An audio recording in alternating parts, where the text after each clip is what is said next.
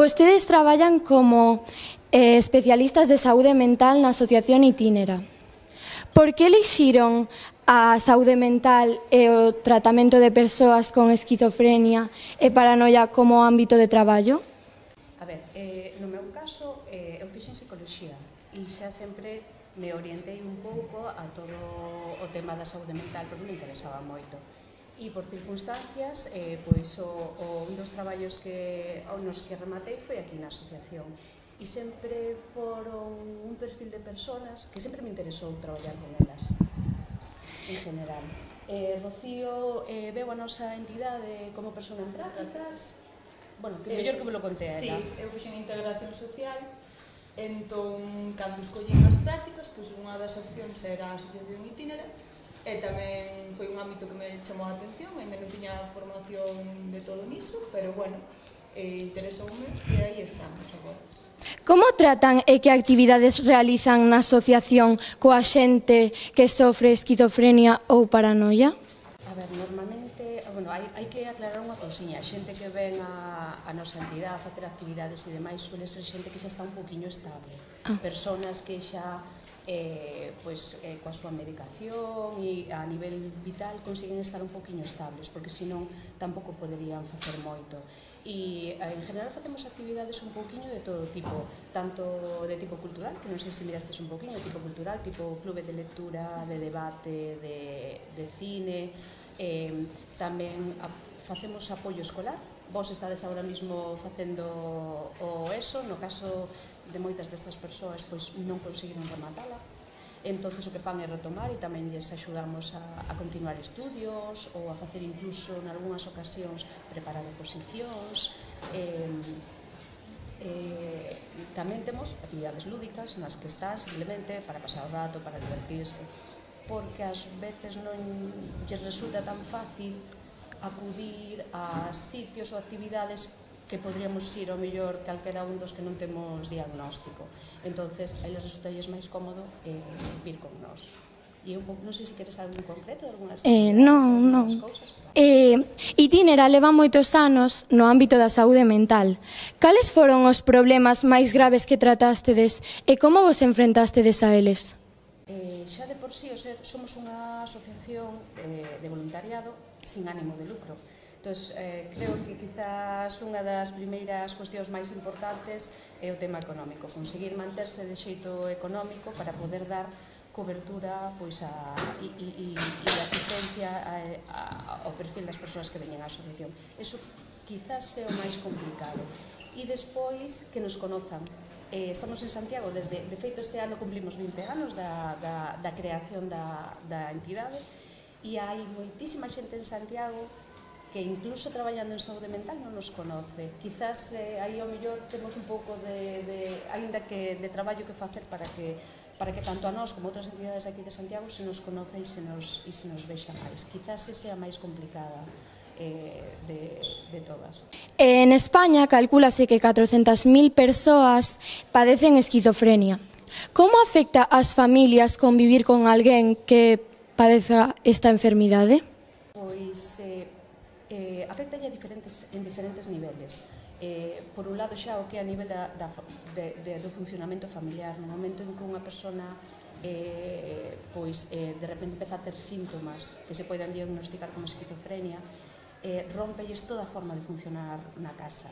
É dicir, están empezando a ver que o seu fillo, a súa filla ou o seu pai ou a súa nai, que tamén poden ser tardías, empezan a dicir cousas incoherentes, empezan a ter pensamentos extraños, empezan incluso a dicir e a falar, a evocar ou voces ou sensacións que non están aí, que non poden existir. Entón, para os demais é moi complicado xa primeiro entender os síntomas da persona que os está sufrindo, e eso rompe todo.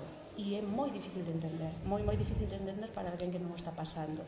E despois todo o proceso a nivel ingreso médico, ingreso hospitalario, tratamento con farmacología, é moi complicado, é lento e durante todo ese tempo hai moito sufrimento por parte das familias.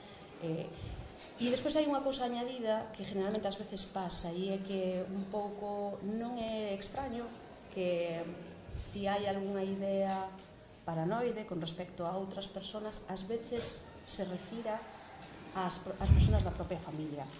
Pois eso, un fillo que empeza a ter unha paranoia con respecto a algo que fai a súa nai.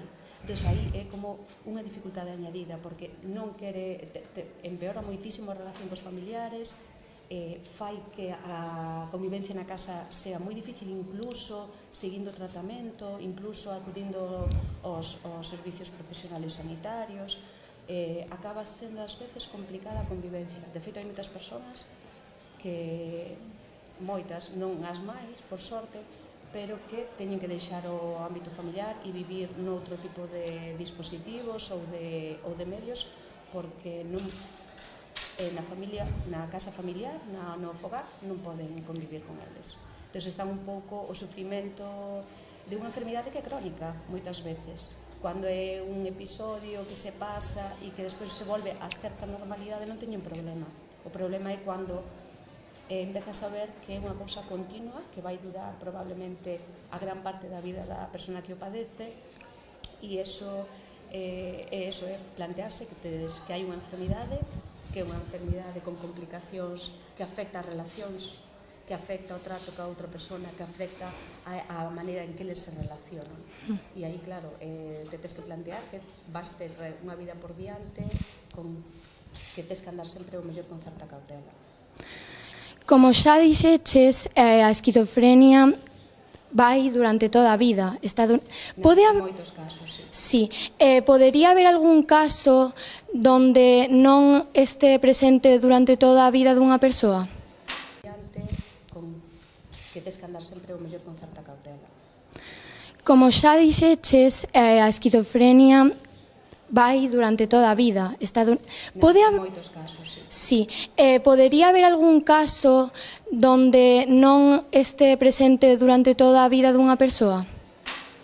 Sí, de feito, a nivel diagnóstico ás veces se diferencia o que pode ser o que lle chaman episodio. Bueno, eu estou aquí falando algunhas cousas, se non me aclaro, me preguntades, por favor, me interrumpides e me preguntades. Sí, en ocasións pode haber un episodio solto que pode durar días, que pode chegar a durar meses, pero que no momento en que empeza a tratarse, que empeza a buscarse o seu tratamento a nivel hospitalario e farmacolóxico, pode incluso desaparecer.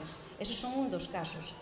Quizás un exemplo, polo que teño visto, un exemplo posible deste sería o presentador de televisión Dani Martín, que incluso publicou un libro a este respecto, no que el fala de como por consumo de sustancias acabou tendo un brote psicótico e despois do tratamento e despois de empezar a traballar sobre a problemática que tiña, parece ser que se topa libre de síntomas, que isto é un pouco así, os síntomas, aquilo que vemos, aquilo que eles manifestan, que máis se ve que nos fai diferencialos ás veces na súa maneira de comportarse, ¿no? A nivel comportamental.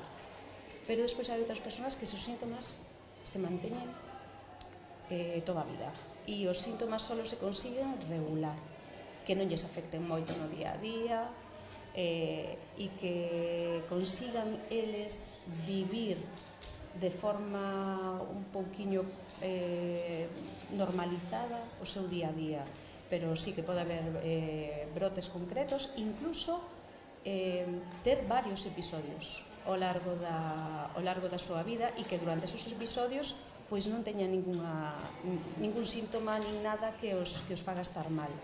Poden darse as diferentes posibilidades. En general, cuanto máis novo aparece, cuando máis cedo aparecen os síntomas, é máis posible que se manteña máis ao largo do tempo, que sea crónico. Que medidas creen que deberían tomar as familias cun fillo ou filla esquizofrénico? Medidas. Non sei se medidas, porque o primeiro que teñen que facer en cuanto cando pasa algo así é acudir aos servicios médicos. E iso suele ser complicado tamén, porque a nivel legal tú non podes ingresar a unha persona contra a súa voluntad. E de algún modo hai que buscarse un medio para que se vexa que esa persona non está capacitada para poder decidir. Entonces, ás veces, cando poden darse as dúas opcións, que aínda o diálogo e que poidan falar coas familias e acaban decidindo ingresar no hospital por urgencias, entonces esa é unha das opcións, ou que algún médico os ingrese, ou a outra opción que cando está nun momento como moi arriba dos síntomas, que ás veces hai que chamar a policía para que dea fe de que esa persona está nunha situación delirante e a través desa denuncia de como está esa persona conseguir facer un ingreso. E ese, nese caso, no segundo caso, sería un ingreso involuntario. Chamar a ambulancia, chamar policía, chamar a servicios médicos e decir, buscar a maneira de, ás veces, ingresadas, porque normalmente, que o principal, sobre todo o tema psicótico, que se incluye a esquizofrenia, é que eles non teñen en ningún momento a conciencia de que lles este pasando algo. Para eles é totalmente real todo o que lles está pasando e non entenden porque os demais non o ven como eles. Entonces, eso sería como un pouco a primeira medida.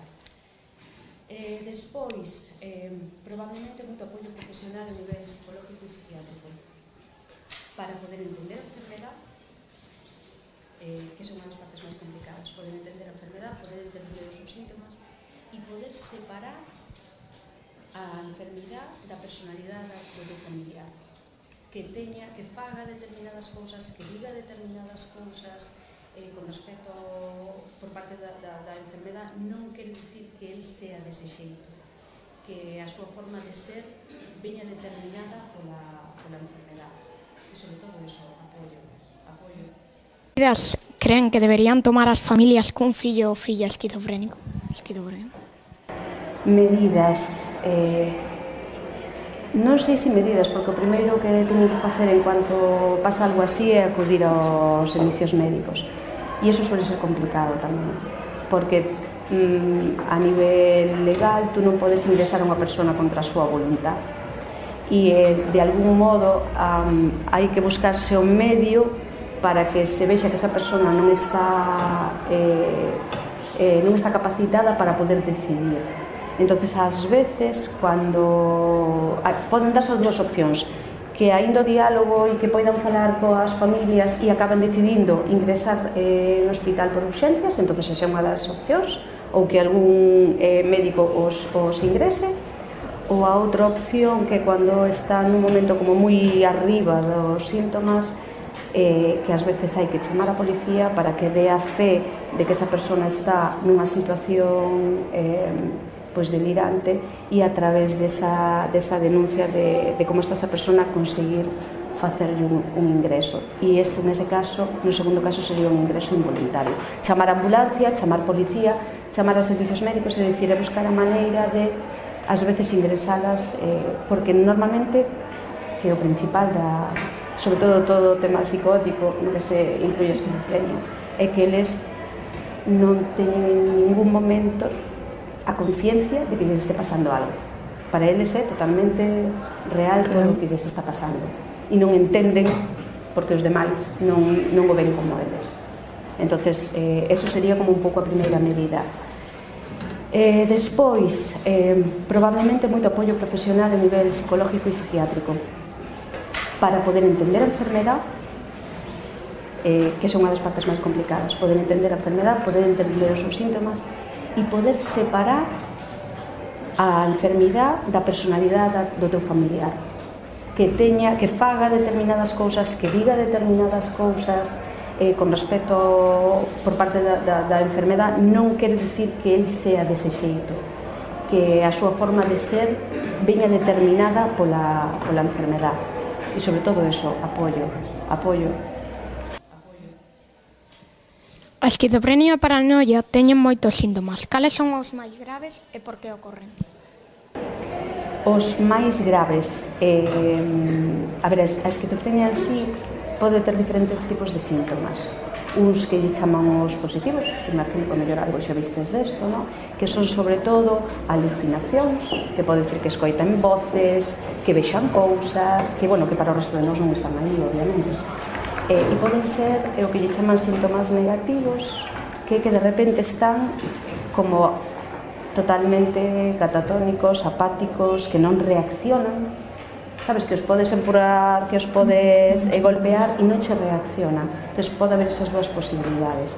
Que pasa? Que os máis chamativos son os positivos. Si de repente ves alguén falando solo pola rúa e que está dicindo que Dios lle fala, ou que está vendo como hai naves espaciais no ceo, algo así como é moi chamativo. Entón, non é que sean peores ou mellores, é que realmente son como moito máis disruptivos, que de repente son moito máis notorios, chaman moitísimo máis, son como máis escandalosos esos síntomas. A gravedade si xa depende de que é como unha alucinación. Por exemplo, é un delirio moi marcado, que teñas a idea de que a tele te está escoitando e que desconectes todos os aparatos eléctricos da túa casa porque crees que tes micrófonos en todos os lados, xa fai que sea grave de por sí, porque a túa vida vese totalmente afectada. Non podes, non podes vivir unha vida máis, non podes, é dicir, corta totalmente a maneira de funcionar no día a día. A esquizofrenia e a paranoia podense dar en todo tipo de idades. Cal é a idade na que máis persoas soen ter estas enfermidades e a que se debe que aparezcan a estas idades? Normalmente, o un pouco o porcentaje máis alto suele aparecer quizás entre os 17 e os 20 anos. É unha edad como a edade de ruptura, a idade na que suelen aparecer de forma un pouco habitual. Desde sempre, históricamente, é un dos momentos máis con maior porcentaje de aparición. Que pasa tamén que ás veces nesas edades a maioría das persoas pois teñen momentos da súa vida que viven que lles, pois, fai uns anos os rapaces que iban ao servicio militar, ou as rapazas si se tiñan que trasladar a outro lado porque se casaban ou porque traballaban e salir do núcleo familiar. Entón, había momentos como de moito estrés que de algún modo aceleraban que apareceran nesas edades, non? Son os que máis. Hoxe en día, nos últimos anos, chicos, unha das pódese alargar este proceso e pode aparecer con 20, con 30, con 30 e pico, debido sobre todo, ou incluso antes, 15, 16, sobre todo por consumos de estupefacientes, de drogas, de este tipo de sustancias. No momento que empezas a tomar algún tipo de sustancia estupefaciente, é moi probable que a nivel cerebral se afecte de tal maneira que pode provocar un episodio. Que pode ser un episodio solo, que non pase nada, pero que pode derivar por moito consumo ou polas características genéticas da persona, que pode derivar en que sea crónico, en que se manteña toda a vida.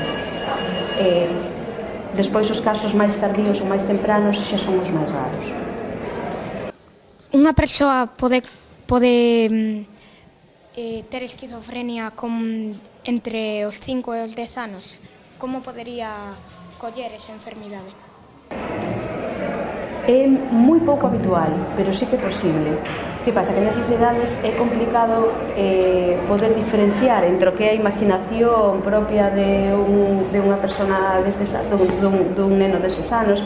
É difícil diferenciar entre o que pode ser a súa imaginación ou, como podemos estar falando dos amigos imaginarios, de crearte historias na tua cabeza, de diferenciarlo dunha enfermedade mental. Suele ser bastante difícil ao principio. Sí que hai algunhas cousiñas que nos poidan advertir e que pode ser, pois eso, que afirme que está vendo unha cousa que non está ali é dicir, é un pouco complicado. Normalmente hai moi pouco, ademais, moi pouco estudio a nivel infantil sobre a posibilidade dun trastorno mental deste tipo. Pero, bueno, é complicado.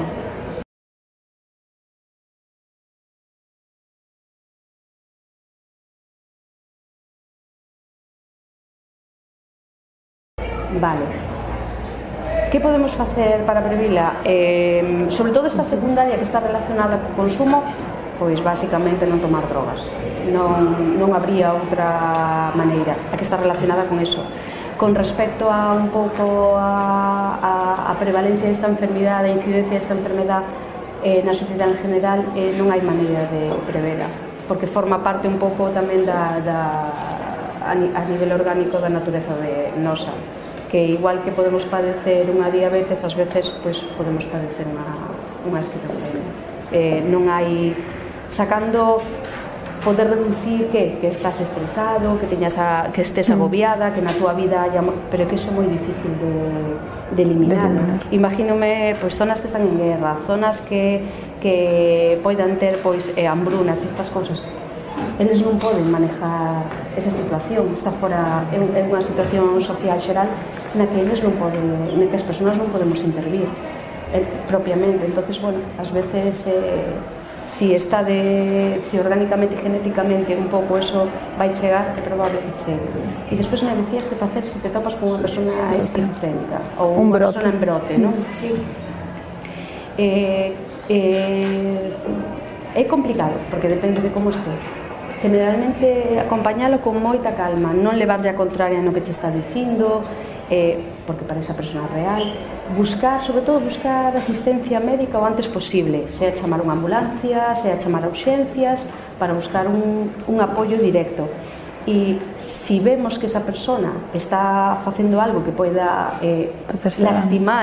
lastimarse a sí misma, pois intentar evitalo, pero sempre con calma e sempre non levándolle a contraria, acompañándoa, escoitándoa. É dicir, o mellor é un acompañamento sencillo, sin entrar a debatir, a cuestionar e a dicir, non, eso non está pasando, porque eso non vai servir de nada. Pero si un acompañamento, bueno, pois vamos a ver que facemos, vale, que necesitas, que queres, non cho vai saber dicir tampouco, porque vai estar dicindo mil cousas distintas continuamente. Entón, o mellor é, o antes posible, asistencia médica. Que medidas creen que deberían tomar as familias cun fillo ou filla esquizofrénico? A esquizofrenia e a paranoia teñen moitos síntomas. Cales son os máis graves e por que ocorren? A esquizofrenia e a paranoia pódese dar en todo tipo de idades. Cal é a idade na que máis persoas soen ter estas enfermidades e a que se debe que aparezcan a estas idades? Se existira algunha maneira, de que forma se podería previr a esquizofrenia e a paranoia e que debemos facer se nos vemos ante unha persoa cun brote? Se estamos ante unha persoa cun brote e non facemos caso ás indicacións que nos acabades de dar, que lle podría chegar a pasar a esa persoa? Insultarle probablemente marchar. É dicir, generalmente o que fan é evitar ou como moito entrar en discusión contigo e discutirche que por qué non o apoyas ou por qué que non lle leve la contraria. Probablemente te incluye no seu delirio nese momento. Si dice que o están perseguindo porque o queren, unha persona dice que me están perseguindo porque me queren matar e tú lle queres levar a contraria, se te topas, probablemente o que pense é que tú tamén lle queres facer daño. Incluso, ainda que non lle leve a contraria, probablemente o pudera pensar, non? Entonces, o máis probable é que simplemente se vaya, escapa, puxa, busque outro lugar, ou as veces que se golpeen a sí mismos, sobre todo eso, ou que empecen a romper cousas, a ser violentos coas cousas, a intentar romper cristales ou golpear as cousas do seu alrededor. Iso é o máis probable. Porque ao final é unha situación na que se ve comprendido, entón reaccionados, claro, como pode, neste momento. Pero normalmente ao final é un pouco isto, que ou se leva ao contrario, porque non entendes por que ti non estás a perfilar o mesmo que ele, o caer, e teña tendencia a iso, a mellor a poder lastimarse a si mesmo tamén. E teño moito medo, hai que ter conta que esos momentos esas persoas están con muitísima angustia, con muitísimo medo, porque todo para eso é real. Entonces, creo que o principal é non perder de vista que esa persona está sufrindo moitísimo.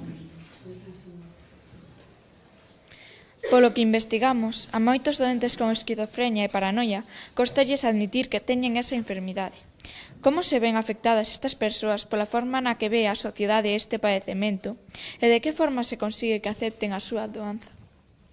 Vale, aquí cando traballamos con as persoas que reciben diagnóstico, sobre todo a nivel médico, falan do que chaman conciencia de enfermedade. A conciencia de enfermedade, basicamente, hasta que punto eles miran todo aquilo que están vivindo, hasta que punto perciben todo aquilo que están vivindo como unha posibilidad de enfermedade. E iso é unha das partes máis complicadas. O que cuando teñen unha alucinación para eles é real, cuando teñen un delirio para eles é real, non vai haber nada, ningún razonamento lógico de ningún tipo que lles vai a convencer do contrario. Por moito que lle digas que ali naquela esquina daquele lado da parede non hai un micrófono, dá exactamente igual, non vai haber así rompa a parede, así lle ensines que non hai un cable, que non hai nada, para eles vai seguir habendo algo que os está, por exemplo, espiando. Entonces, a parte da lógica do razonamento non vai funcionar en absoluto. Nese sentido, parece ser totalmente real. O que sí se pode traballar é o sufrimento, a angustia, a ansiedade, que os pensamentos lle ronden continuamente na cabeza, porque tanto os delirios como as alucinacións, pois vai que a nivel mental todos os pensamentos están continuamente aí en bucle funcionando. Que fai a medicación? Reducir un poquinho esa velocidade dos pensamentos, reducir eses nervios, esa ansiedade, esa angustia. Entonces, aí sí que diferencia, en que eles falense generalmente que a maneira que non teño de transmitir estaba mal. Eu estaba mal, non estaba funcionando ben, estaba mal, pero non che dicen isto non era real, me estaba imaginando, no, iso non, é moi pouco probable que entonces estou mal e agora estou mellor, pero porque non senten tanta angustia, porque os pensamentos non lles invaden tanto, non son tan intrusivos e non lles dificultan tanto no día a día. É dicir, unha persona que está mal, como eles din, ni se poden que non se duchen, poden que non coman, pode que se encerren ou pode que estean na rúa todo o día porque na casa non consiguen estar. Cando xa están ben para eles ou máis ou menos ben, pois consiguen manter a súa higiene, comer con normalidade e salir a rúa e facer a compra. Iso é un pouco a diferencia. Non sei, creo que me preguntaches varias cosas e falaba tamén do entorno, non? De como a sociedade percibe estas persoas. Sí. Sí, ao final o que existe aí é un estigma moi grande cara ás persoas con trastornos mentais en xeral, que está además moi alimentado ás veces polas propias imaxes que vemos mesmo nas series de televisión, nas películas, que adoitan ser aínda a día de hoxe representadas como persoas que incluso ás veces cometen crimes ou, bueno, ás veces hai uns estereotipos que non axudan moito a que estén eles ben con iso. Entón, non sei, unha cousa que hai que deixar moi clara é que normalmente estas persoas tamén adoitan ser víctimas, normalmente, non... Por exemplo, moitas veces pensase que un delito o comete xa unha persoa con trastorno mental e se pon a incidencia aí en que é unha persoa con trastorno mental e por eso cometeu este delito. E non moitas veces son elas as que adoitan sufrir pois bullying ou acoso ou situacións moi fastidiadas de violencia hacia eles polos comportamentos que teñen. E logo un pouco polo que decías, que tamén que ás veces como a sociedade en xeral se nos fai ouvir un pouco extraño ver a persoas que falan soas ou que de repente van moi descuidadas e eso tamén provoca que moitas veces estén illadas. Entón, bueno, a sociedade sí que influe moito en que tamén lles coste máis aceptar a súa o seu trastorno neste caso porque pensan que igual las van a apartar ou non as van a tratar igual. De feito, bueno, hai tendencia tamén a sobreprotección ás veces ou a tratarlos como tontos. Sí, bueno, pode influir. Os medicamentos, aparte de axudar, teñen algúns efectos que influen no rendimento das persoas que a enfermidade. Como creen que no futuro se pode chegar a mellorar neste ámbito?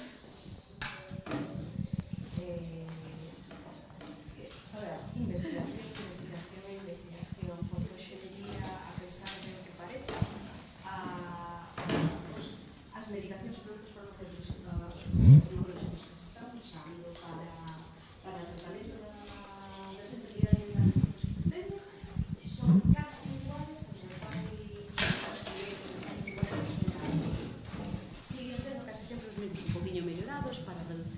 efectos secundarios.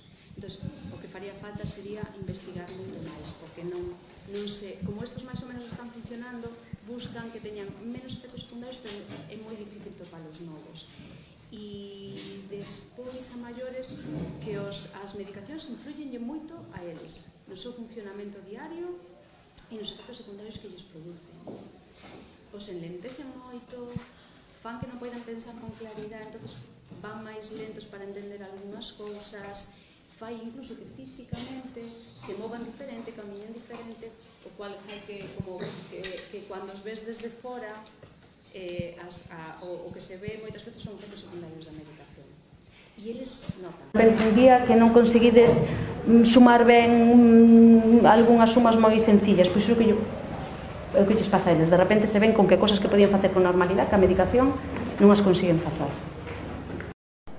De acordo cos estudos e investigacións actuais, de que xeito cabe agardar unha maior e mellor mitigación dos síntomas e efectos destas enfermidades que conleven a integración plena das persoas que as padecen na sociedade? Non sei se queres comentar ti algo, Rocío. Quizás, desde o meu punto de vista, isto xa é un pouco a miña opinión, vale? Quizás unha das mellores maneiras que se podría ter para abordar unha persona cando empeza a ter unha enfermidade así é medios físicos, é dicir, hospitais, unidades especializadas con atención 24 horas e que puideran ser durante moito tempo, porque tú ahora mismo tes algún problema mental tipo brote e como máximo vas a estar ingresado na unidade de agudos dun hospital durante 2 meses. De aí se derivan a unidades especializadas si hai sitio, si se pode, e cando se trata de enfermedades que se van a convertir en crónicas, que son de moito tempo, é moi complicado abordar e axudar a esa persona en 2 meses ou en 2 anos. Suele ser unha cuestión a largo plazo e que non hai un lugar no que de repente se topen mal e non sea un simple hospital.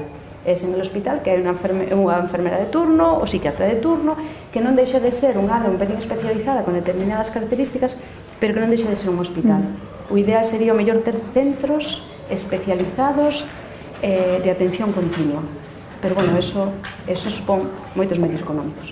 Eu estou de acordo, o sea, o que faltan agora mesmo son medios e tamén, ás veces, perfis especializados, porque moitas veces trátase a estas persoas mesmo enfermeiras ou enfermeiros que non teñen nin as ferramentas para estar con persoas que poden ter problemáticas de saúde mental. Formación e ferramentas. Sí, e é complicado. E logo a nivel de integración, bueno, o idóneo tamén sería poder ter máis actividades noutros ambientes máis normalizados, entre comillas, pero, bueno, o fundamental é abordalo tamén desde a especialización e os ten que haber máis recursos. As cousas que piden en actividades generales e normales para calquera un de nós nos piden unha serie de cousas ás veces ou se espera unha serie de asistencia, de mantenimiento, o sea, de que tú persistas, de que seas constante, que ás veces a unha persona que ten un diagnóstico e que está con un tratamento farmacológico lle costa. Entonces, claro, nós podemos manternos, pero eles non é tan fácil. Necesitan. E se ve como algo negativo. Que tú non poidas ir, que faltes, que de repente 2 meses desaparezas. Eso sería un pouco entender que eles poden funcionar ou que necesitan funcionar e necesitan outra maneira de acercarnos a eles distinto. A integración é un poquinho complicada. É un pouco complicada. E xa para finalizar, mirando ao futuro, de que forma se poderán desarrollar investigacións que permitan prevenir completamente o desarrollo destas enfermidades? Como xe dixen antes, como hai un componente genético, non se poden prever totalmente. O que si se pode traballar é a mellor maneira de abordalas unha vez que aparecen. Eso sería un pouco orientar a investigación aí. A abrir o campo, buscar novas maneiras e ir usando as que máis funcionan. Sería a mellor opción. Non se poden evitar. Non se poden evitar. Aí, momentiño, porque se nos acaba de rematar Esta batería... Pues la muestra ya... Un segundo. Sí. ¿Cómo? Está en rojo. Está intermitente. Sí, entonces no sé, pues... ¿Qué Momento, hay que para esa. Si estáis menos nerviosos. Sí, para el vídeo. Alargamos los dedos, no me dices que me enrollo, yo me enrollo y a ver... Polo que investigamos, a moitos doentes con esquizofrenia e paranoia costalles admitir que teñen esa enfermidade.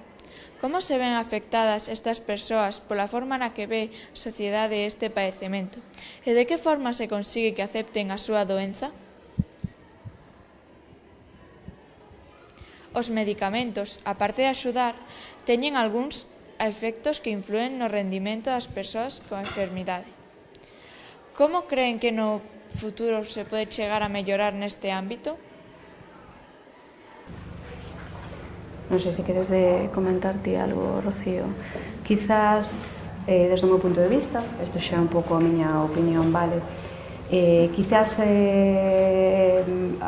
unha das mellores maneiras que se podría ter para abordar unha persona cando empeza a ter unha enfermidade así é medios físicos, é dicir, hospitais, unidades especializadas con atención 24 horas e que puideran ser durante moito tempo, porque tú ahora mismo tes algún problema mental tipo brote e como máximo vas a estar ingresado na unidade de agudos dun hospital durante 2 meses.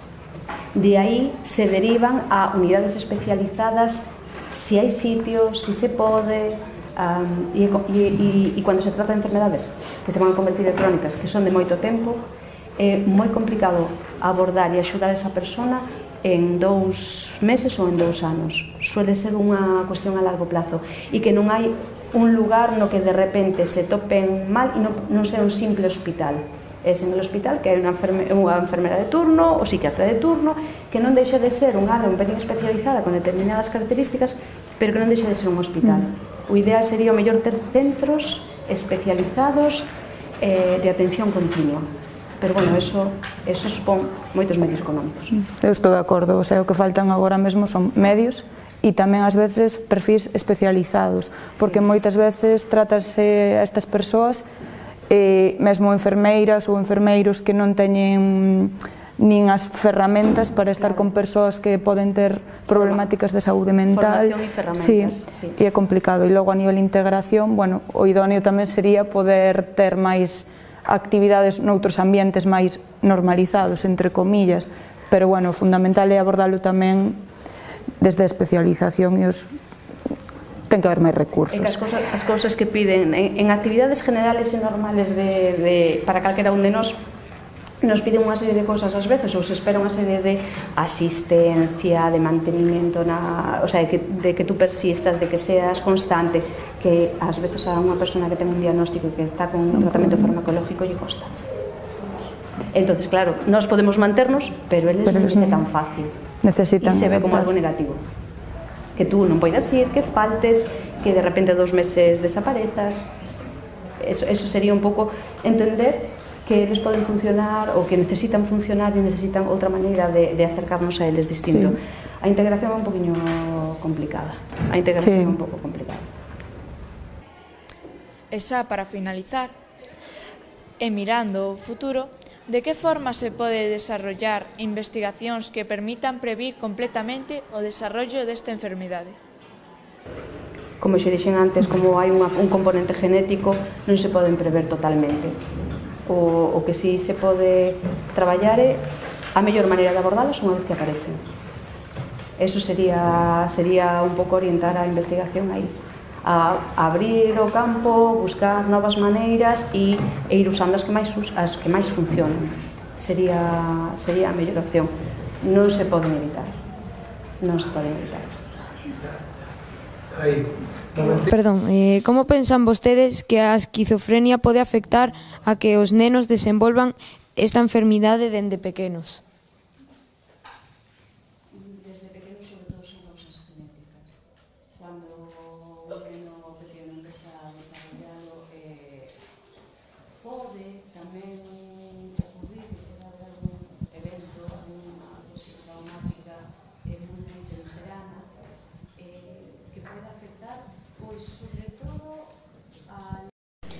Cal é a maior causa pola que as persoas mozas empecen a padecer problemas mentais e de que xeito poden as drogas influir nisto? A posibilidade de que empecen novas ahora mismo é moito máis alta polo consumo de drogas, como acabas de dicir. E as drogas, a maneira de afectar é que a maioría das sustancias que se toman son o que se chaman psicoactivas, que quere dicir que o seu efecto principal é sobre o cerebro e a maneira de funcionar así un pouco a grosso modo as nosas neuronas. E se tú de algún modo con algo que tomas influyes para que ese funcionamento normal quede alterado, cambie ou empeza a relacionarse as nosas neuronas de maneira equivocada, é cando pode provocar algún tipo de brote ou de episodio deste estilo. Entonces, bueno, non sempre ten que pasar, obviamente, pero é máis probable. Por que as persoas con esquizofrenia escoitan voces? Esa é unha pregunta moi interesante. Creo que probablemente un neurólogo igual o podría explicar mellor que a nós, obviamente. Neste caso, sí. Pero sí que está claro que a nivel de impulsos neuronais hai algunha disfunción que provoca que eles sintan sensacións ou teñan percepcións da realidade que non existen. Pero, bueno, probablemente unha persona dentro do mundo da neuroloxía podría explicar un poquinho mellor que a nos este, pero basicamente un pouco esa sería a parte central, que o seu cerebro de repente está funcionando a nivel neurolóxico de tal maneira que provoca todas esas percepcións, porque nos mismos todas as nosas sensacións, todas as nosas percepcións basicamente se transforman a nivel cerebral. Todo o noso cerebro que nos fai ver as cousas tal e como son, escoitalas tal e como son, sentilas tal e como son. No momento en que eso se altera, pode estar provocando unha experiencia que non existe. Dos síntomas de esquizofrenia, cales son os que máis poden afectar ao seu ámbito social e por qué? Boa pregunta. Dos síntomas, de cando falamos antes dos positivos e os negativos, sabes? Por un lado os de exacerbados, que a nivel de comportamento pois os vedes falando solos e tal, igual que os outros nos que están apagados, quizás da mesma maneira, porque se unha persona non responde absolutamente a nada, non é capaz de responder, de manter unha conversación, nin de atender ou incluso comer por sí misma, porque nos momentos así de os síntomas negativos ás veces nin comen, o sea, lles terías que intentar darle a outras persoas de comer. Entón, a súa vida diaria afectan os dous por igual, probablemente. A nivel de interacción social, quizás para nós son máis chamativos os de estar alterados, alucinando, con delirios, esos son os que máis nos chocan, o que máis nos poden chocar ao resto de nós, non? Pero afectan por igual. Sí, porque, por exemplo, tamén teñen tendencia mellor a, de repente, non sair nunca xa, ou a non coller chamadas, a illarse, a mellor a quedarse na cama, e iso xa afecta, porque a xente deixa de quedar contigo porque non apareces nunca. Entón, eu opino igual que Espe, afectan os dous por igual, porque ao final están vindo unha situación na que sufren e, bueno, ou poden estar na cama todo o día ou de repente facendo comportamentos que nos parecen a nos extraños e que tamén provocan que as persoas ao mellor se alonxen. Como son reaccionar os padecentes de esquizofrenia ao comezar a tomar a medicación que os regula e volver á realidade? Pois mira, de inicio, cando empezan a medicación, suelen querer deixala inmediatamente, polo que falábamos antes de que cando empeza a medicación os adormece, os atonta. Entón, claro, de repente síntense con que se non poden pensar con claridade, ás veces a nivel físico ni siquiera poden comer ben, porque a nivel motor, hasta que o corpo non se acostumbra á medicación, camiñan raro, non teñen psicomotricidade fina, non consiguen facer as cousas delicadas de utilizar únicamente os dedos. Entón, eles se sinten que non poden facer nada, que ademais de que os están medicando para non estar mal, a maiores están peor tamén por outra parte, porque non consiguen nin lembrar as cousas. Se lles preguntas que comeron fai 3 horas, ao mellor lles costa lembrarse. Pois eles topanse nesa situación ao primeiro, cando empeza a medicación, e dicen, eu isto non o quero, non o quero, por que me vai sentir? Non penso, non razono, non consigo lembrarme das cousas, non consigo vestirme ben porque non consigo abrocharme os botóns, e resulta moi frustrante. Entón, moitas veces ao principio queren deixar a medicación. O bo da medicación é que ao largo dos meses vai reducindo estes efectos secundarios bastante e consiguen estar xa empezar a funcionar un pouquiño mellor, pero aínda así parte dos efectos secundarios aínda se manteñen. Entón, bueno, consiguen lidiar cos efectos secundarios, acostumbrarse a eles. Vale, moitas gracias. Nada.